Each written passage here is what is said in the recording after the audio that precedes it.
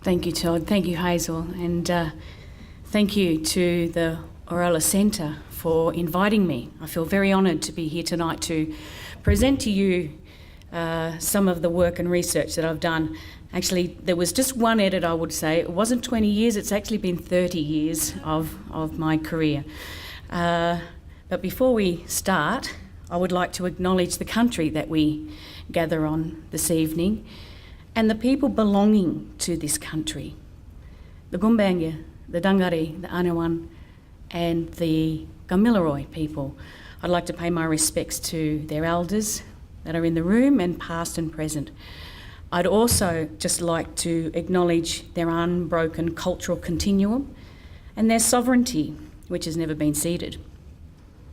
Also, I would like to pay my respects to everyone else that's here in this room that brings different cultures from all over the world, and to pay my respects to your ancestors as well. So some of you, as you know, might know me as a musician from back in the 90s with two other larrikins, Amy Saunders and Sally Dasty. Not many know of my academic life. So the work that I've been doing is really researching the work that has eventuated over the period of from the early 1990s right through till today. And my biggest passion, as you can see, is language reinstatement or repatriation through song and the teaching of song. But just to give you a little bit more of an understanding, I'll just read a few little pieces here for you. So sovereign language repatriation, or as I call it, the SLR project, it applies Indigenous methodologies and practice-led research to the task of repatriating Indigenous languages.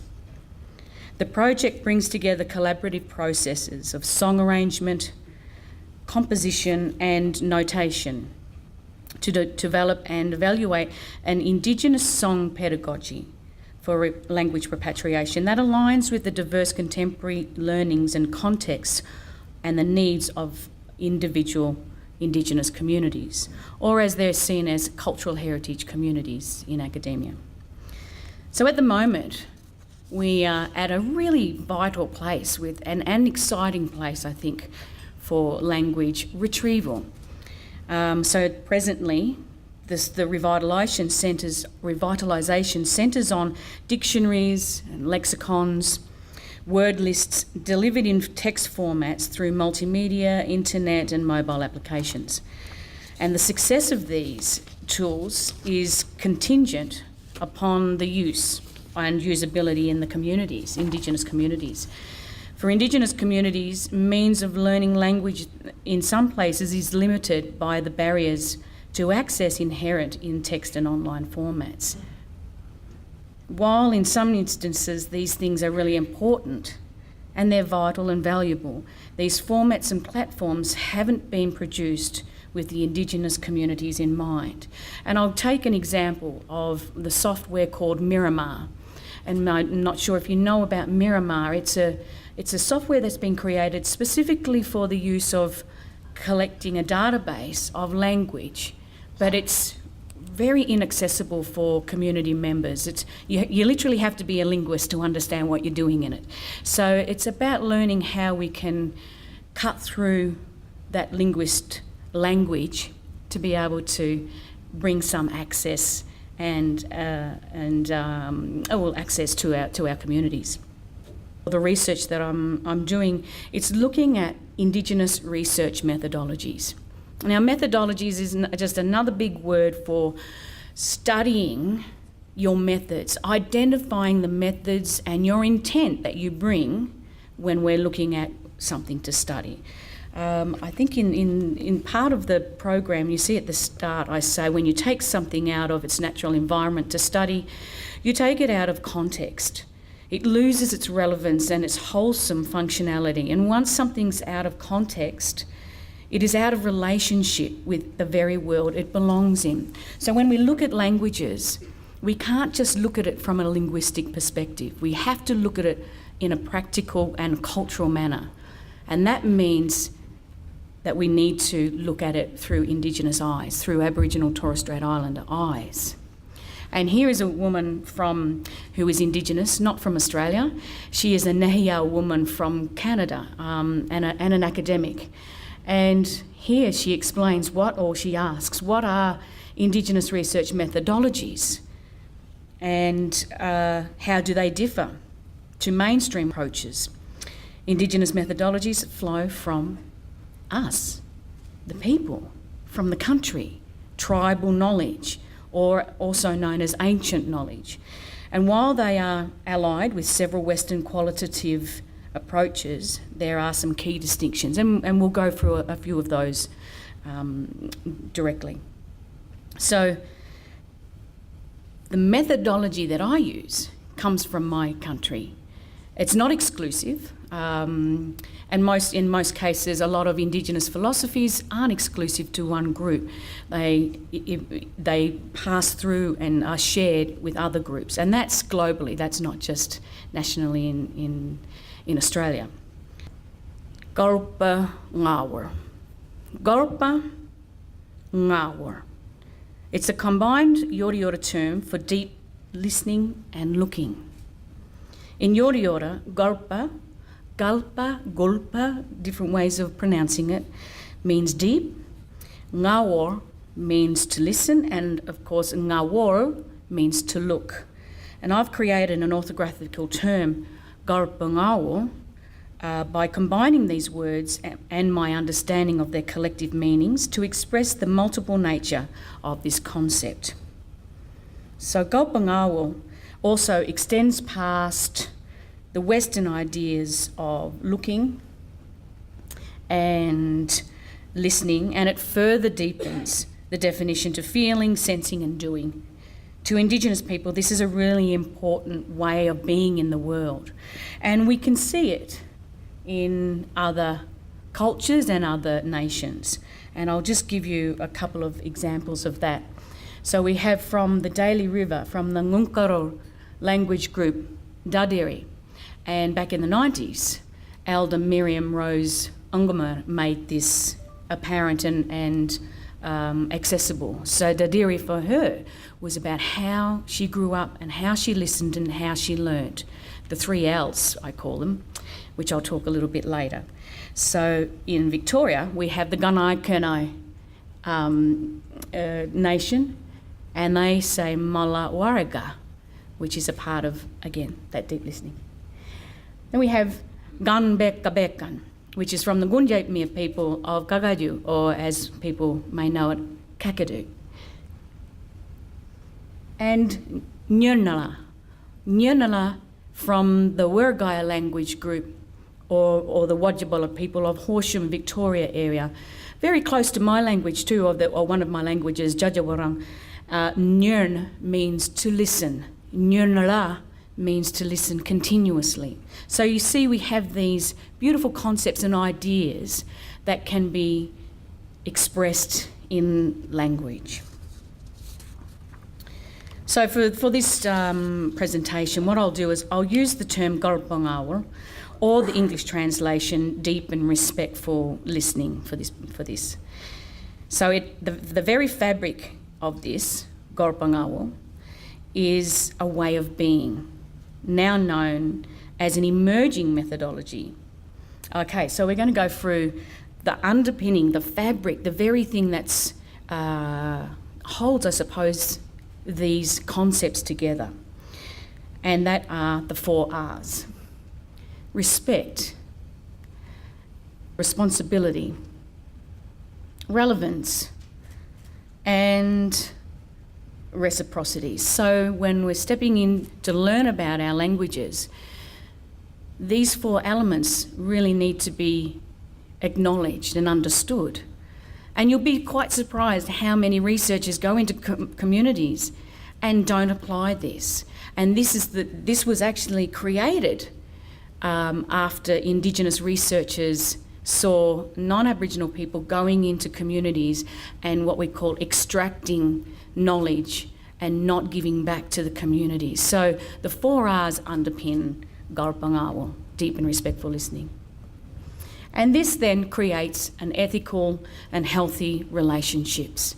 Now, within the Aboriginal philosophy or Indigenous philosophies, relationship is so important. Our relationship to each other, our kinship law, the relationship to the country itself and how we walk and how we are on this country, the relationship to our work and the relationship to our belief system even. So there are many levels about relationships that we can explore.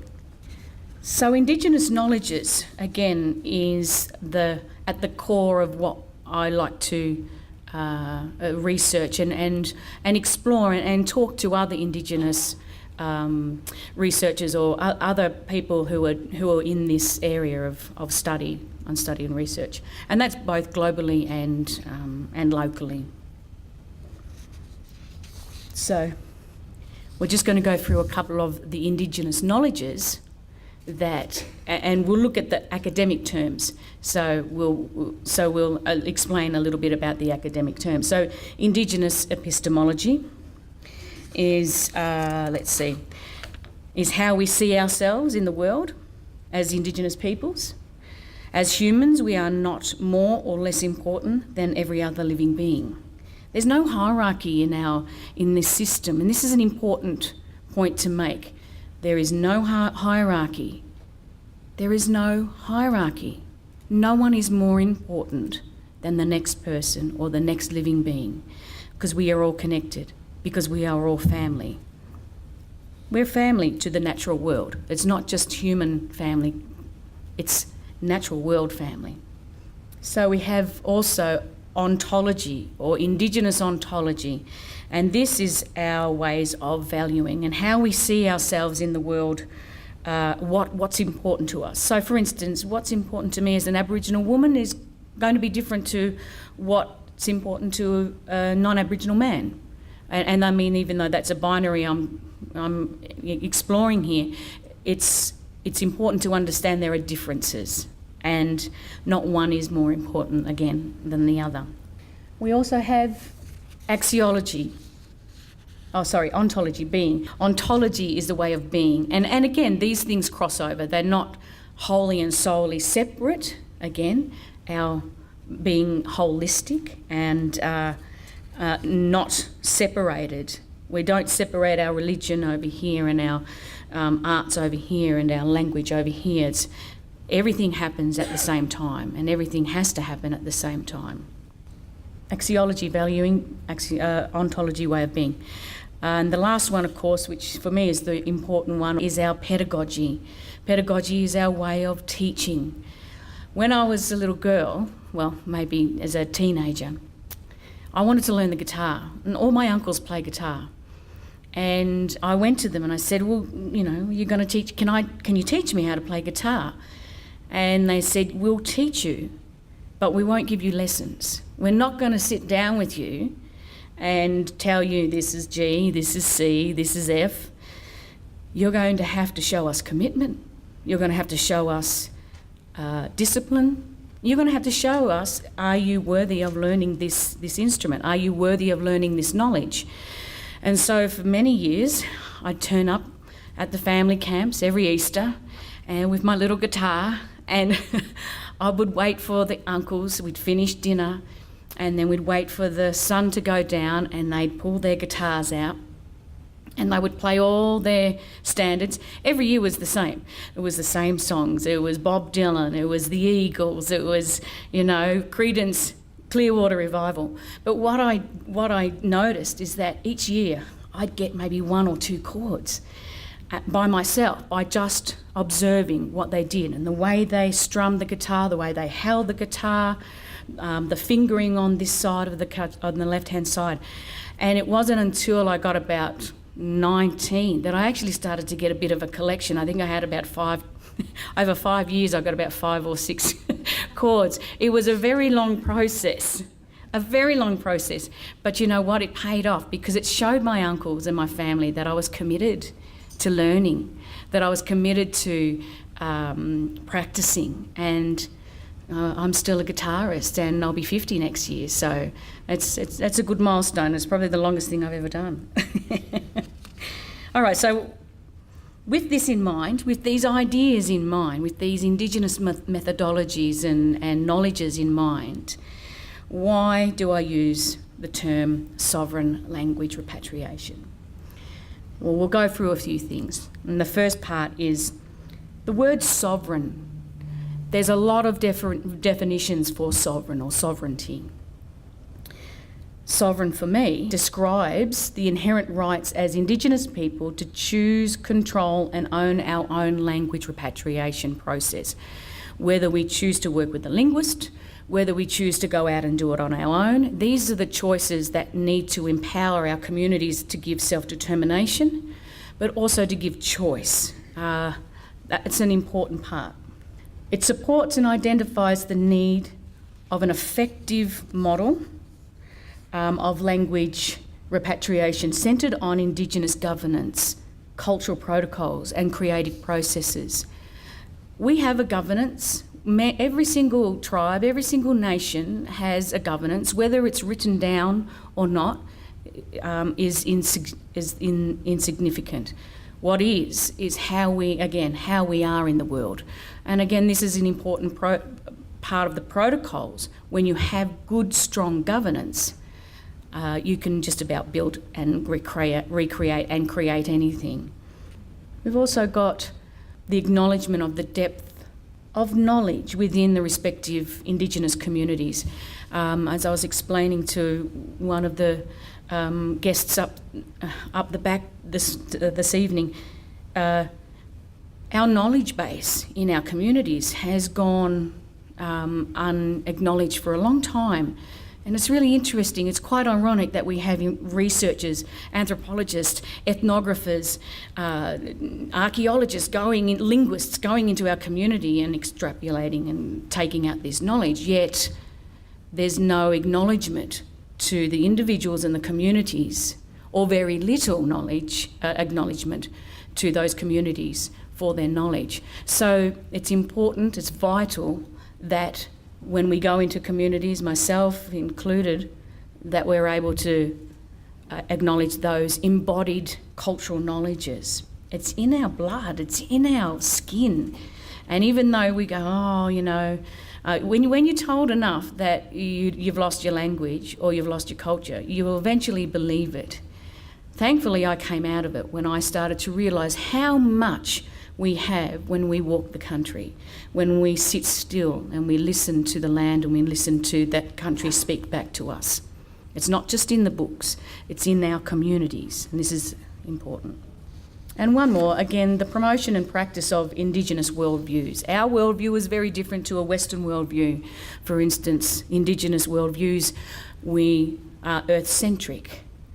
Our Mother Earth is of priority to us, and in a sense we are custodians, we are belonging to her, we are a part of that. That's something that we would love to share and for other people to learn. In the Western world there is a disconnect, there's a disconnection to that, and some are trying to find their way back to that connection.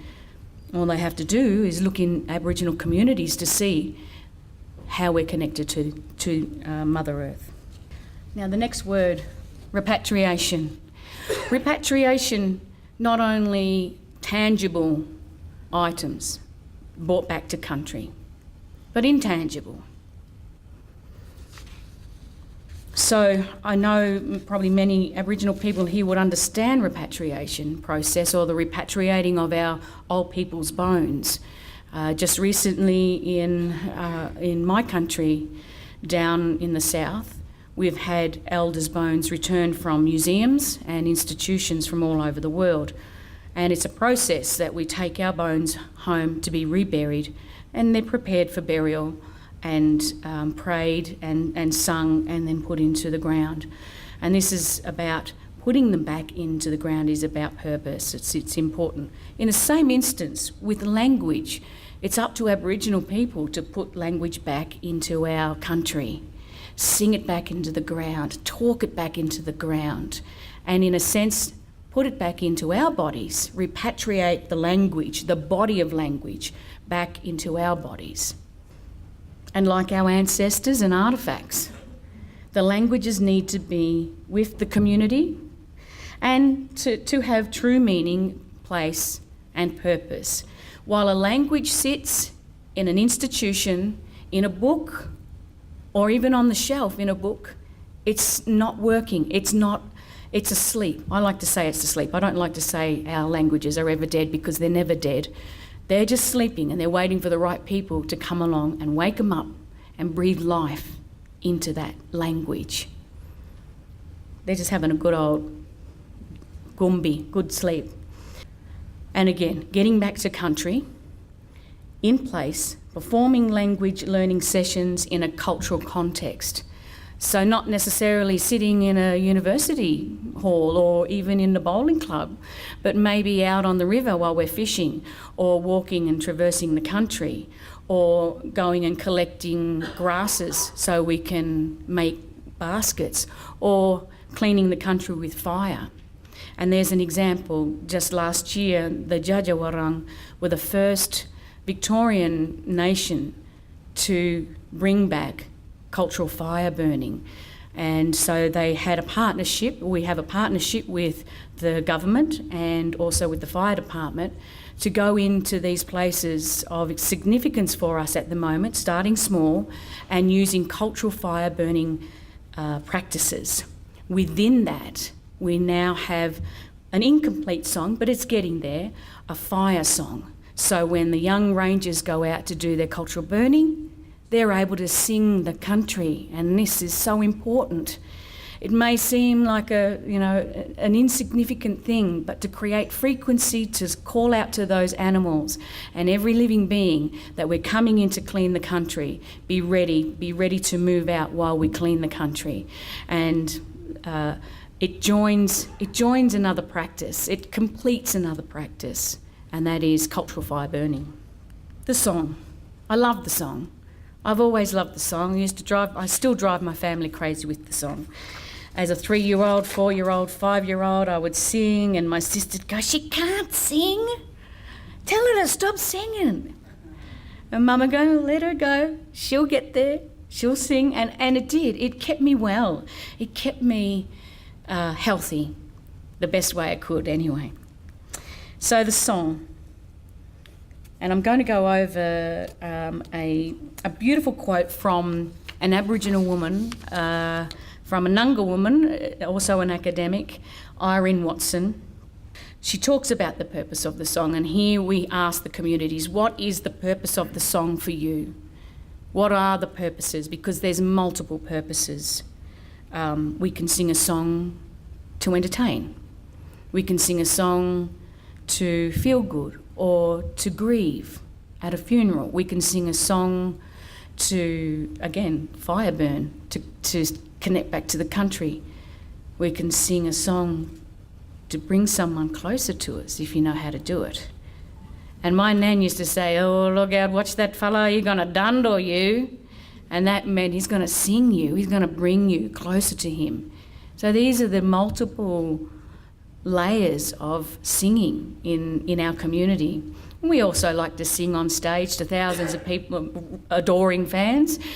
Everyone loves to do that, don't they? The purpose of the song. What is the purpose and why do we sing? Again, what are the community's ideas of what's important to them? So a few years ago, I got to work with some beautiful remote communities in the Northern Territory, and one of the issues that we talked about were health issues. And the older aunties and women were quite worried about young kids getting trachoma. And we had partnership with Fred Hollow's foundation. And so part of our job was, as musicians, was to go in and sit with these kids and write songs about caring for your eyes. Wash 'em that face every day so we can see our beautiful country. So even though we were singing in English, we were singing something really important to that community. Down in Nitmaluk, just outside of Katherine, there's a beautiful community there, and they wanted to sing about their Jati dreaming. Jati Jati dreaming. And Jati dreaming is about this beautiful little frog that creates the world, that procreates or spawns, in a particular place. And these young children are teaching us about this beautiful dreaming and creation songs, a creation story. We've taken that story and we've given it back to them in song form. And they still sing it. They're still singing it. And how do we create songs? There's multiple levels and ways that we can create songs. We can do a song just now. We can sing about my shoelaces. I could sing about your hair. It depends on what is important to you or what is, is the topic of the day.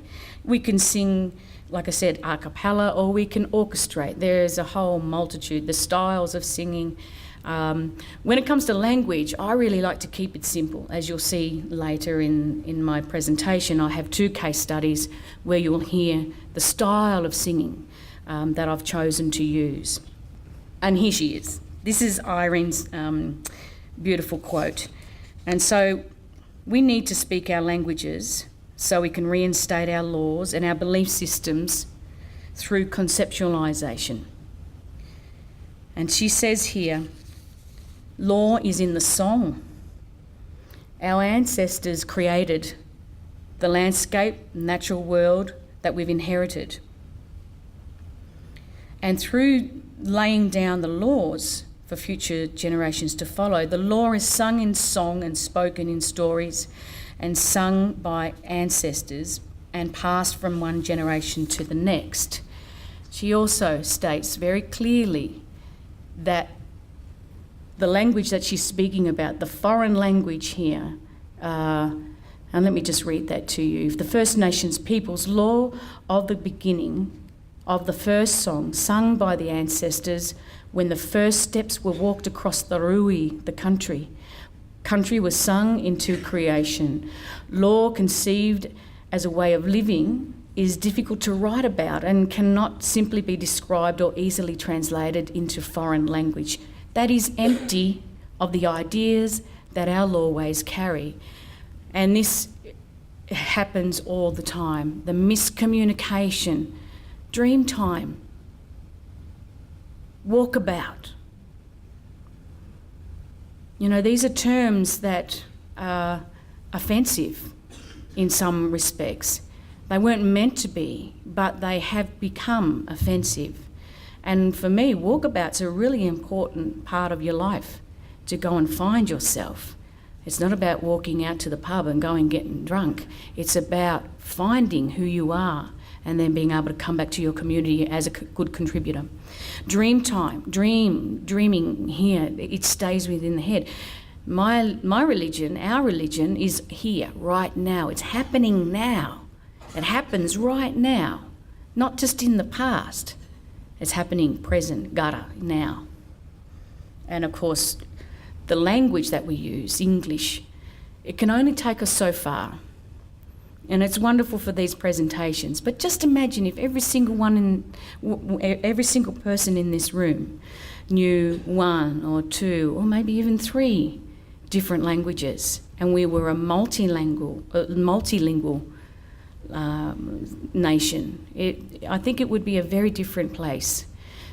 We say that we're multicultural, but I don't believe that, because we're not multilingual.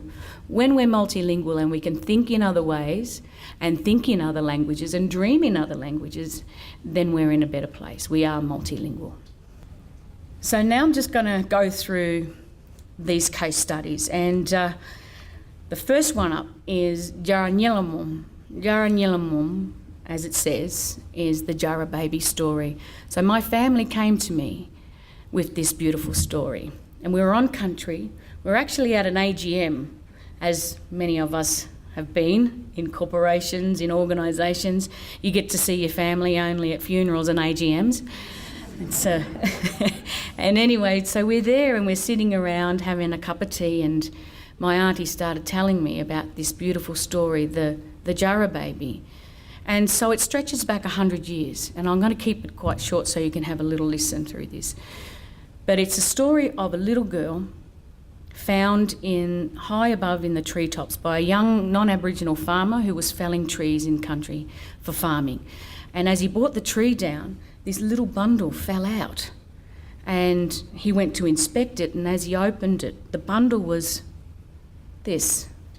It was a possum skin cloak. And in that bundle was a little girl, deceased. And she had many grave items.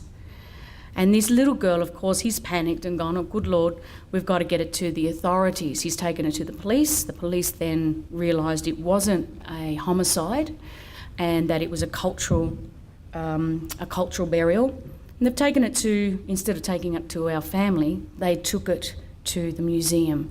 And the museum held our little ancestor in a little metal drawer for 99 years. And for 99 years she stayed there. And then my family found this out and they went to collect her. So they collected her and brought her back home with her grave items, beautiful items that unfortunately I can't speak about, and took her to another resting place, which is another secret burial site on country in Victoria.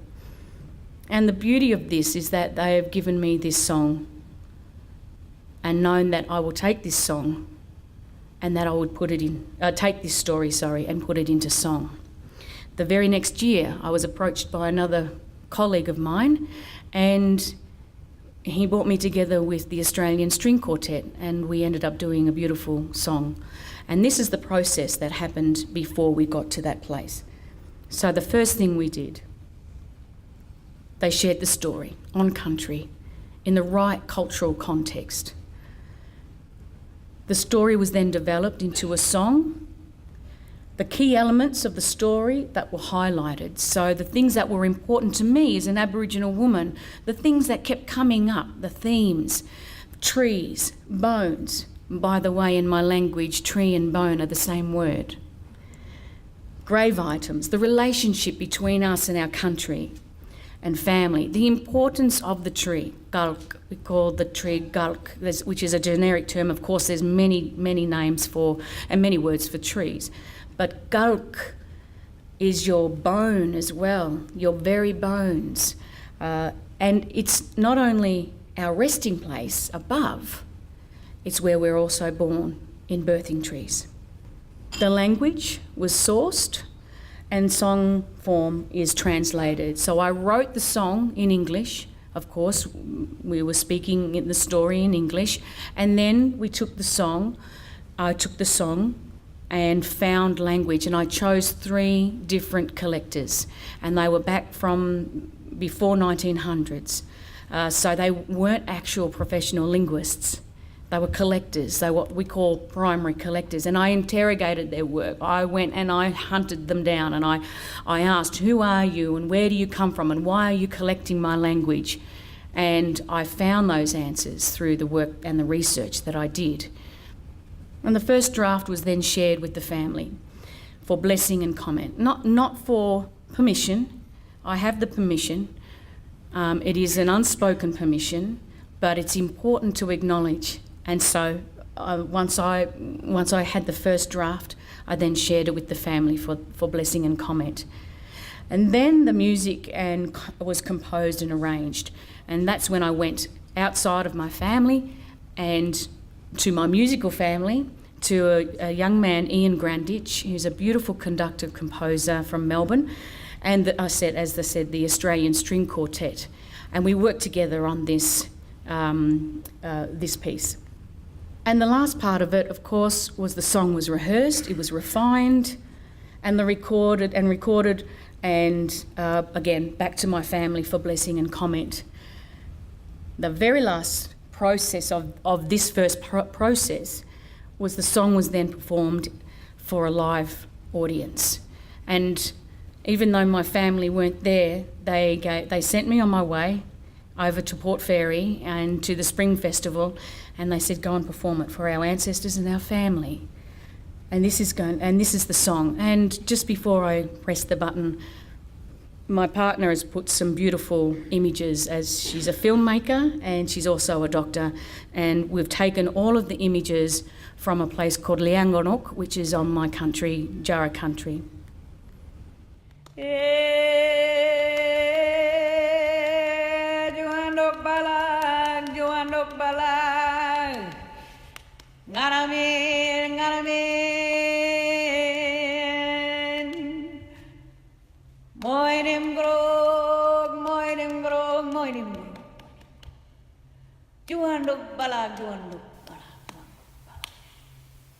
Ngaramin, ngaramin, ngaramin. Moinem grok, moinem grok, moinem grok. Joandok balan, joandok morope.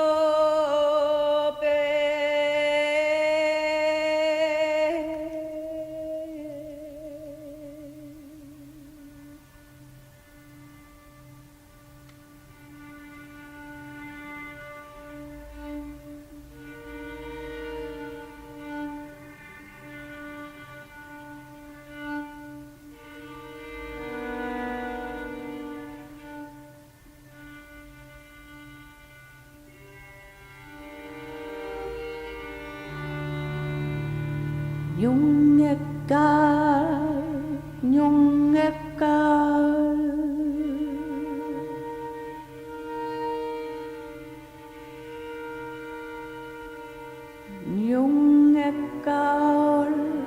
nhung ekal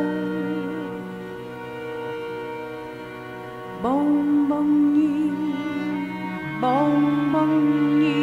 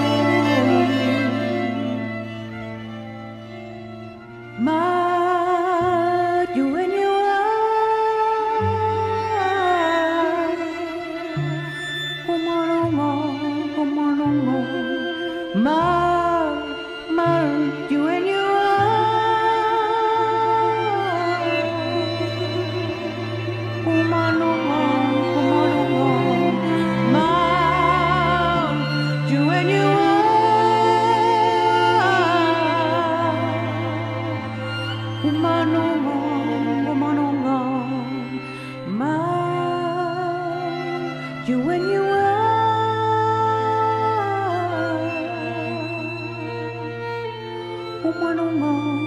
Umanonga, nilamo.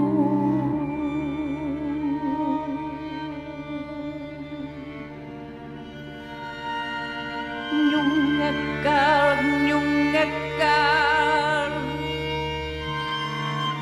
Nyungekal, nyungekal. Bong bong ni, bong bong ni. Nyungarakal, nyungarakal. Nyorengorakal, nyorengorakal. Bong bong ni, bong bong ni. Nyola jalin, nyola jalin. Yanakalar, wona jebel. Werna jebel melorapya.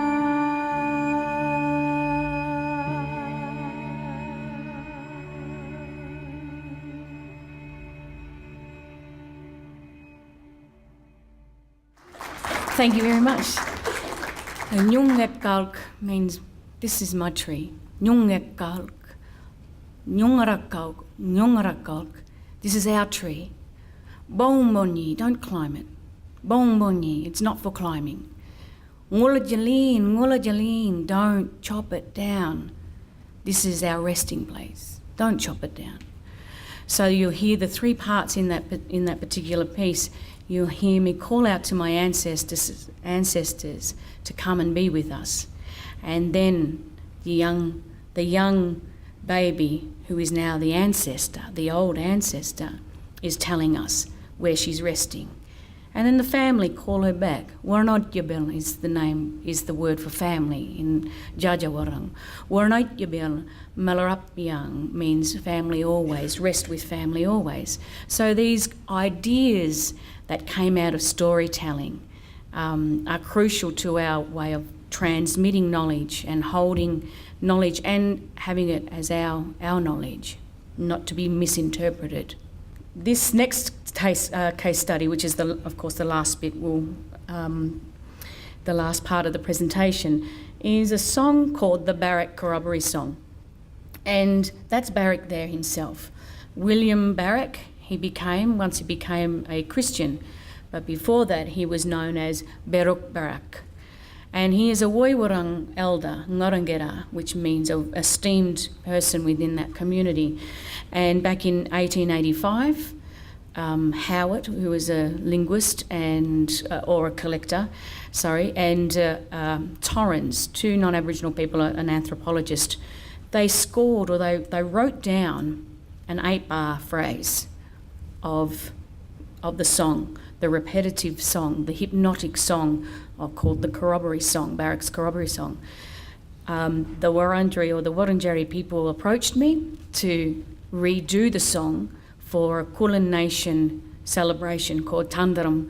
And Tandaram is a diplomacy ritual, and it's just been brought back theatrically in Melbourne over the last 6 years, and hadn't been performed for 150 years on Kulin Nation country, which is Melbourne and the outskirts of 5 tribes in Victoria. And so this was the process that we used to make sure that the community were involved, and to make sure that when I extended the song, that I knew what parts I was extending. Again, important Indigenous cultural knowledge. So the invitation comes from the community. The research archival documents are looked at. So they sent me a small pack with writings from Howard and from Torres, and then I done the same as I did with the last collectors. Who are you? What are you doing collecting our language? What is the purpose for you to collect our language? Interrogating, in a sense, and understanding why they're here to collect our languages. Creating an audio recording using software Sibelius. So part of my work as a recorder is to know my way around software, and Sibelius is fantastic for scoring. And so the score that I had, like I said, was only 8 bars, but it was really important for me to use this software because it gave me note for note and beat for beat of how it was written down. And it was written down in old school, so there was a few different little notations, but it basically had 2 timings in it, and it was quite a short phrase, and it's a song about Barak's country, which is the waterlands or wetlands of Narm, which is place of many reeds, which is Melbourne, which now they refer to as Narm, which I find a little bit problematic because it's saying reeds.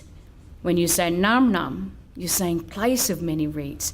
So when we start shortening words and changing words from their origin, we're anglicising them. So we have to be extremely careful that we don't do that to our language. We have to keep the integrity of our language. Again, arrange the song using cultural knowledge. So I brought this along to show, and I like to keep this skin here. This is a possum skin, and it's a pelt that's used, many of them, usually about 40 or 38 of them, are used to create a yukum, which is a possum skin cloak. And it's not just a practical application, it's what we call a knowledge reciprocal or a knowledge repository. It holds a story in it. That's one of the a couple of the applications of a jukum. The other one is rhythm for the women. It was important for the Wurundjeri, the Woiwurrung women to keep time. Not the men, the women. The men would do shake a leg. The men would come out and perform and with their adornments, and the women would beat on the possum skin drums to keep the time. So knowing that cultural knowledge, having that cultural knowledge and sharing that within a song form was, again, the transmitting of knowledge and important cultural knowledge, and knowledge that can be shared as well. So a draft was shared with the community for blessing and comment. And this is a process for me that's really important. This is who we are. We just don't go off and do things and take accolades. It's part of a community process, and it has to be, as our law in kinship shows us. We are answerable and accountable to our relations. So ICIP is Indigenous Cultural Intellectual Property. As in difference to intellectual property. And we've been addressing ICIP for about 20 odd years, and it has been a contentious issue because how do you take care of a shared knowledge or a shared ownership of something like language? Because language can't be owned. The very paper that you write on can be owned by someone. The very recording, the book, that can be owned, the product can be owned, but language cannot be owned. And in Western law, copyright law, this is so. So there are principles to ICIP that are different to IP, and that again have to be acknowledged. And the way we get around it, even though ICIP is not legislation like intellectual property, what it is if we place it into a contractual agreement, it is then a legal binding document. So this is the way I get around it, by making sure that the community are involved and that they understand that they have ownership in these products that are coming out of this project. And here comes the song. So this is Barak's song.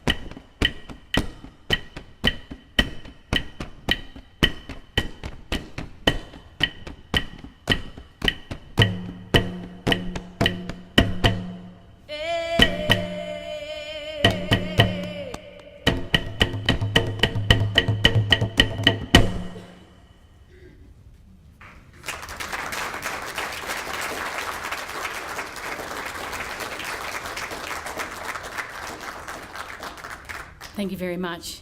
And as you can see, this is a painting done by William Barak, and it's called Corroboree. And as you see, the men up here shake a leg, the spreading of the legs to connect with country. And here down below, these are the women wrapped with their jukum jukum, as we call them, possum skin cloaks, and their arms raised up, and they're sitting cross-legged and hitting the larger drums. This is like a little hand drum that I use, but it would have been a much larger drum, tightened over their thighs and played to keep rhythm. So that's my presentation. Thank you very much.